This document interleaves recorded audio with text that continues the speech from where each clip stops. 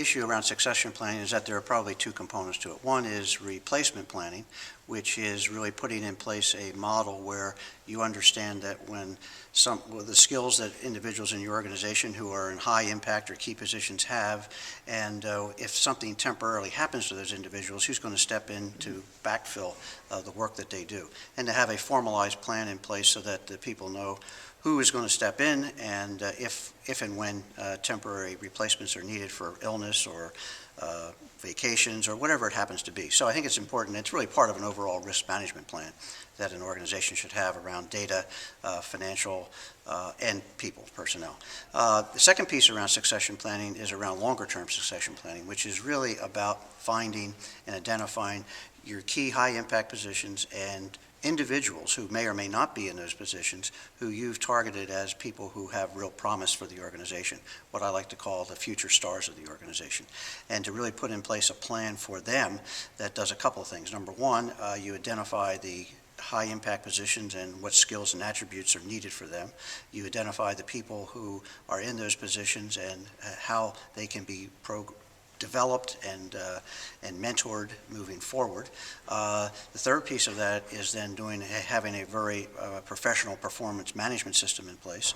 The fourth point is then evaluating how well that is working and are you really developing people.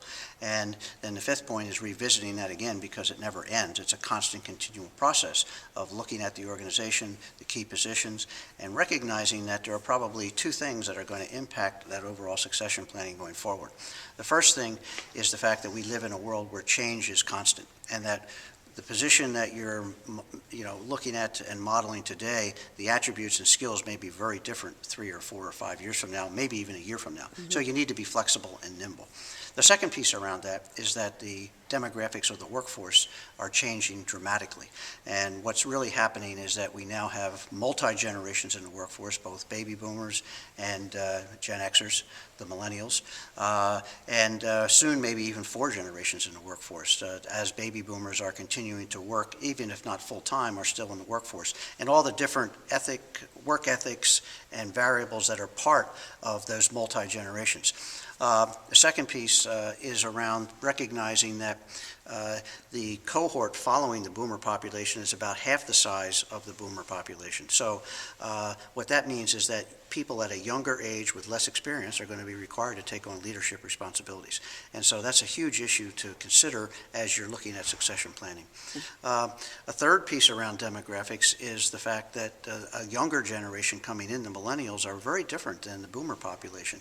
And I'm fond of saying the new 18 is 26. And what I mean by that is that this is a very programmed generation. They have helicopter parents. They have been monitored and programmed throughout their lives, and they come into the workforce expecting that kind of programming.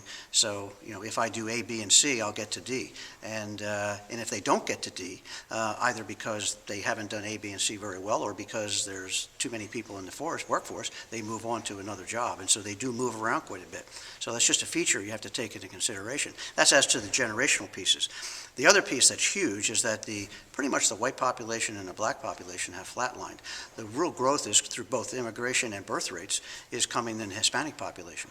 And depending on what data you look at, anywhere from 20 to 25 years from now, we will become a majority population in this country.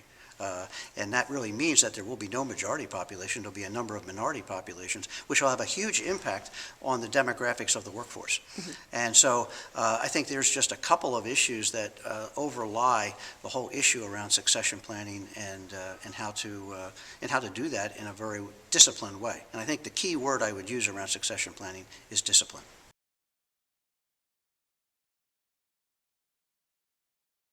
So I think board succession planning is really not the succession of the board itself. It really talks about how does a board plan for CEO succession. And I made a couple of points. Most nonprofits don't have the bench strength on staff to be able to have a succession plan to the CEO position. Sometimes there's a number 2 in place, but oftentimes that person is either never seen as being the CEO or the board does not feel that person is ready to be a CEO.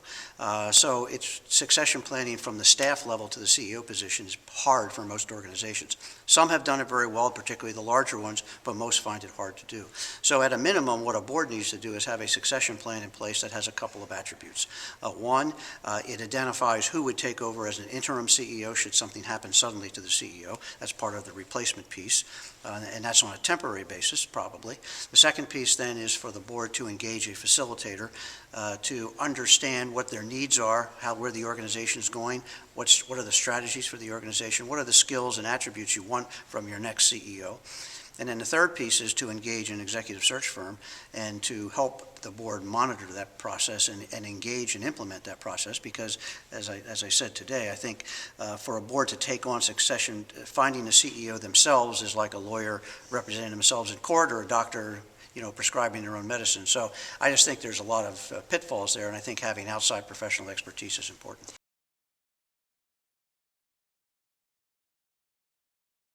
One of the things that we do in terms of our content and our knowledge and materials is to help boards and CEOs move forward in succession planning. And we have a lot of materials, a lot of support, and you simply can go to our website, asaecenter.org, and come up with a lot of, I think, fantastic materials that can help any board or CEO in succession planning.